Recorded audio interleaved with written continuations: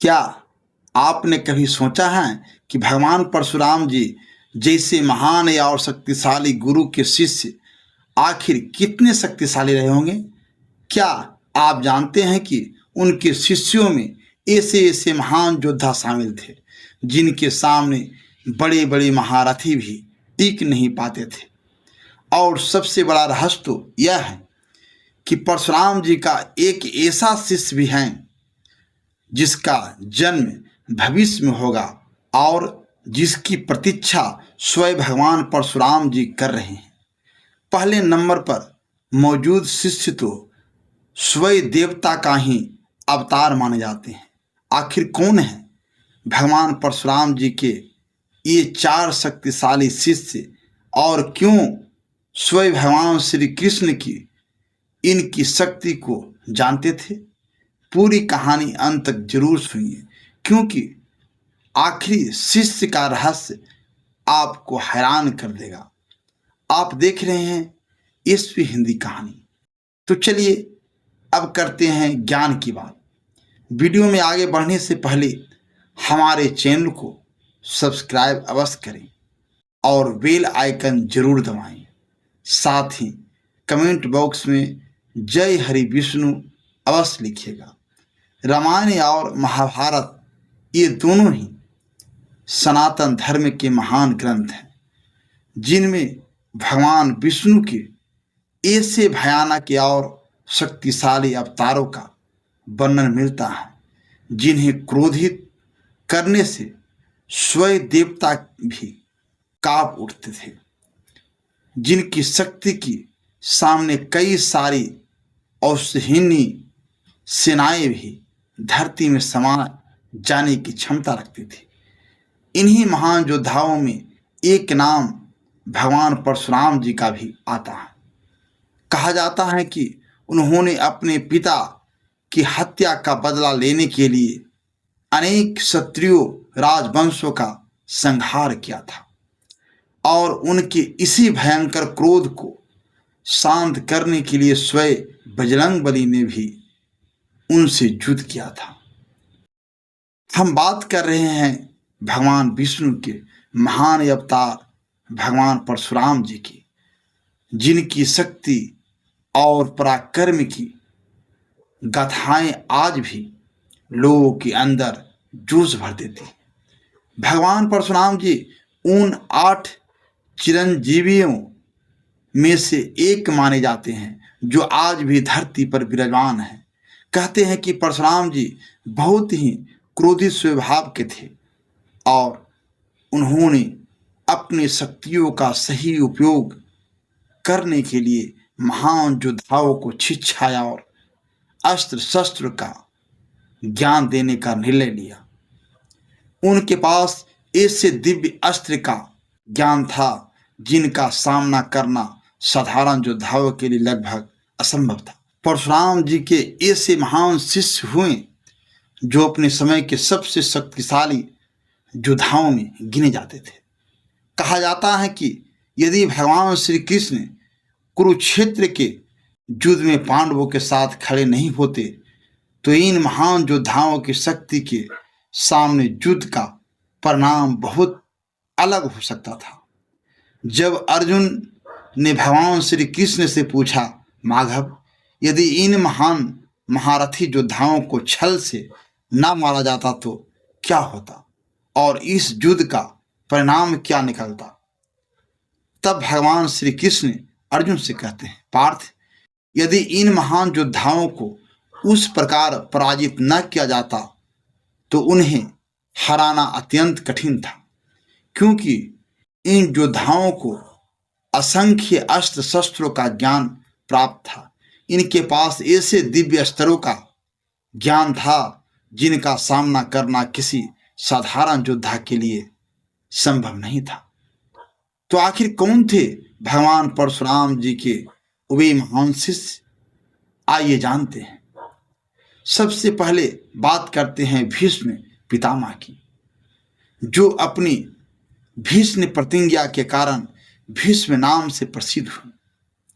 जब भीष्म पितामह ने युद्ध के लिए अपने हाथों में शस्त्र उठाए तो सामने खड़े योद्धाओं की रूह कांप जाती थी। वह राजा शांतनु और माता गंगा के पुत्र थे और उन्होंने आजीवन हस्तिनापुर की रक्षा करने का संकल्प लिया था। भीष्म पितामह ने अपने जीवन में अनेक महान योद्धाओं का सामना किया और अपनी अद्भुत शक्ति का परिचय दिया। उन्होंने अपने महान गुरु भगवान परशुराम जी से भी कई महीनों तक युद्ध किया था, लेकिन उस युद्ध का कोई निश्चित निष्कर्ष नहीं निकल सका। स्वयं भगवान परशुराम जी ने भीष्म पितामह को अनेक अस्त्र शस्त्रों का ज्ञान दिया था। कहा जाता है कि जब भीष्म पितामह ने कुरुक्षेत्र के युद्ध में प्रवेश किया तब वह प्रतिदिन हजारों पांडव सैनिकों का वध कर देते थे। उनकी शक्ति इतनी महान थी कि उन्हें पराजित करना आसान नहीं था। स्वयं भगवान श्री कृष्ण भी जानते थे कि भीष्म पितामह कितने महान योद्धा थे। भीष्म पितामह को इच्छा मृत्यु का वरदान प्राप्त था। वह अपनी इच्छा के अनुसार अपने प्राणों का त्याग कर सकते थे। यही कारण था कि उन्हें बाणों की सैया पर लेटने के बाद भी लंबे समय तक अपने प्राणों को रोककर रखना पड़ा। कहते हैं कि पांडवों को उनकी मृत्यु का रहस्य भी स्वयं भीष्म पितामह ने बताया था। इसके बाद अर्जुन ने उनके शरीर को बाणों से ढक दिया और भीष्म पितामह बाणों की सैया पर लेट गए। महाभारत का युद्ध समाप्त होने के बाद जब सूर्य उत्तरायण हुआ तब भीष्म पितामह ने अपने प्राणों का त्याग किया। अब बात करते हैं भगवान परशुराम जी के दूसरे महान शिष्य की, जो कोई और नहीं बल्कि पांडवों और कौरवों के गुरु द्रोणाचार्य थे। गुरु द्रोणाचार्य भी अपने समय के महानतम योद्धाओं में से एक थे।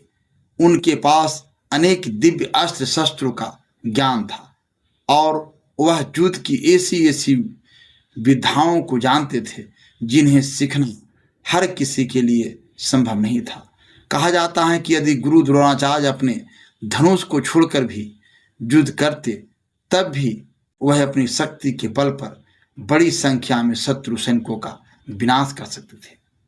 उनके पास अनेक दिव्य अस्त्रों का ज्ञान था और वह अकेले ही कई महान योद्धाओं का सामना करने की क्षमता रखते थे। उन्हें भी भगवान परशुराम जी से अनेक अस्त्र शस्त्रों का ज्ञान प्राप्त हुआ था। गुरु द्रोणाचार्य ही पांडवों और कौरवों दोनों को युद्ध की शिक्षा देने वाले महान गुरु थे। उन्हें अनेक दिव्य अस्त्रों का ज्ञान था और वह ब्रह्मास्त्र सहित कई शक्तिशाली अस्त्रों के ज्ञाता थे। कुरुक्षेत्र के युद्ध में जब वह कौरवों की ओर से सेनापति बने तब पांडवों के लिए उन्हें सीधे युद्ध में पराजित करना अत्यंत कठिन हो गया था। उनकी शक्ति के सामने बड़े बड़े योद्धा भी टिक नहीं पा रहे थे। तब भगवान श्री कृष्ण ने ऐसी रणनीति बनाई जिसके कारण गुरु द्रोणाचार्य ने अपने अस्त्र शस्त्र त्याग दिए। भीम ने अश्वत्थामा नामक हाथी का वध किया और चारों तरफ यह बात फैला दी गई कि अश्वत्थामा मारा गया। जब गुरु द्रोणाचार्य को यह बात पता चली तो उन्होंने दृष्टि से सत्य जानना चाहा। जब उन्हें विश्वास हो गया कि अश्वत्थामा मारा गया है तब उन्होंने अपने हथियार नीचे रख दिए। ऐसी अवसर का लाभ उठाकर धृष्टद्युम्न ने गुरु द्रोणाचार्य का वध कर दिया। इस प्रकार गुरु द्रोणाचार्य को भी सीधे युद्ध में पराजित करने के बजाय एक रणनीति के माध्यम से युद्ध से हटाया गया। यदि गुरु द्रोणाचार्य ने अपने अस्त्र शस्त्र नहीं छोड़े होते तो उन्हें पराजित करना अत्यंत कठिन माना जाता था। अब बात करते हैं भगवान परशुराम जी के तीसरे और सबसे प्रिय शिष्यों में से एक सूर्यपुत्र महारथी कर्ण की। कर्ण ने परशुराम जी से शिक्षा प्राप्त करने के लिए अपनी वास्तविक पहचान छिपाई थी, लेकिन इसके बावजूद वह भगवान परशुराम जी के प्रिय शिष्य बन गए थे। कर्ण को महान दानवीर और अद्भुत योद्धा माना जाता था। समाज ने बचपन से ही कर्ण के साथ भेदभाव किया, लेकिन दुर्योधन ने उनकी प्रतिभा और पराक्रम को पहचाना और उन्हें अंग देश का राजा बनाया। इसके बाद कर्ण ने जीवन भर दुर्योधन की मित्रता निभाई और अंत तक उसका साथ नहीं छोड़ा। कर्ण की वीरता का अंदाजा इसी बात से लगाया जा सकता है कि उन्हें महान महारथियों में गिना जाता था। उनके पास अनेक शक्तिशाली अस्त्रों का ज्ञान था। उनके पास जन्म से ही सूर्यदेव के आशीर्वाद स्वरूप कवच और कुंडल भी थे, जो उन्हें अत्यंत शक्तिशाली और लगभग अजेय बनाते थे। लेकिन देवराज इंद्र ने ब्राह्मण का रूप धारण करके कर्ण से उनके कवच और कुंडल मांग लिए और कर्ण ने अपनी दान वीरता के कारण उन्हें दे दिया। यदि युद्ध के समय कर्ण के पास उनका जन्मदाता कवच और कुंडल होते तो उन्हें पराजित करना और भी कठिन हो सकता था। कर्ण इतना महान योद्धा था कि उसने अनेक शक्तिशाली राजाओं और योद्धाओं से युद्ध किया। कहा जाता है कि कर्ण ने जरासंध जैसा महान योद्धा को भी युद्ध में पराजित किया था, लेकिन मित्रता के कारण उसने उसे जीवित छोड़ दिया। कर्ण की वीरता की प्रशंसा स्वयं भगवान श्री कृष्ण भी करते थे। भगवान श्री कृष्ण जानते थे कि कर्ण अत्यंत शक्तिशाली योद्धा है और उसे सीधे युद्ध में पराजित करना आसान नहीं होगा। कर्ण के जीवन में सबसे बड़ा मोड़ तब आया जब भगवान परशुराम जी को पता चला कि कर्ण ने अपनी वास्तविक पहचान छिपाकर उनसे शिक्षा प्राप्त की है। इससे परशुराम जी क्रोधित हो गए और उन्होंने कर्ण को श्राप दिया कि जब उसे अपने प्राप्त किए हुए दिव्य ज्ञान की सबसे अधिक आवश्यकता होगी तब वह उस ज्ञान को भूल जाएगा। यही श्राप आगे चलकर कर्ण के जीवन में बहुत महत्वपूर्ण साबित हुआ। कुरुक्षेत्र के युद्ध में जब कर्ण को अपने दिव्य अस्त्रों की आवश्यकता पड़ी तब वह उस ज्ञान का सही उपयोग नहीं कर सका। अंततः कर्ण का भी वध हुआ और इस प्रकार एक महान योद्धा का जीवन समाप्त हो गया। लेकिन अब कहानी का सबसे बड़ा रहस्य सामने आता है। भगवान परशुराम जी का चौथा शिष्य कौन होगा? वह कोई साधारण योद्धा नहीं बल्कि स्वयं भगवान विष्णु का 10वां माना जाने वाला कल का अवतार होगा। धार्मिक ग्रंथों में वर्णन मिलता है कि कलयुग के अंत में जब अधर्म अपनी चरम सीमा पर पहुंच जाएगा तब भगवान विष्णु कल्कि अवतार के रूप में प्रकट होंगे। उनके जन्म का वर्णन संभल ग्राम में एक ब्राह्मण परिवार में होने के रूप में मिलता है। मान्यता है कि कल्कि अवतार के गुरु स्वयं भगवान परशुराम जी होंगे। परशुराम जी 8 चिरंजीवियों में से एक माने जाते हैं और कलयुग के अंत तक उनके जीवित रहने की मान्यता है। कहा जाता है कि जब भगवान कल्कि अवतार के रूप में प्रकट होंगे तब भगवान परशुराम जी उन्हें शिक्षा और दीक्षा देंगे तथा उन्हें अनेक दिव्य अस्त्र शस्त्रों का ज्ञान प्रदान करेंगे। यही कारण है कि कल्कि अवतार को भगवान परशुराम जी का भविष्य का महान शिष्य माना जाता है।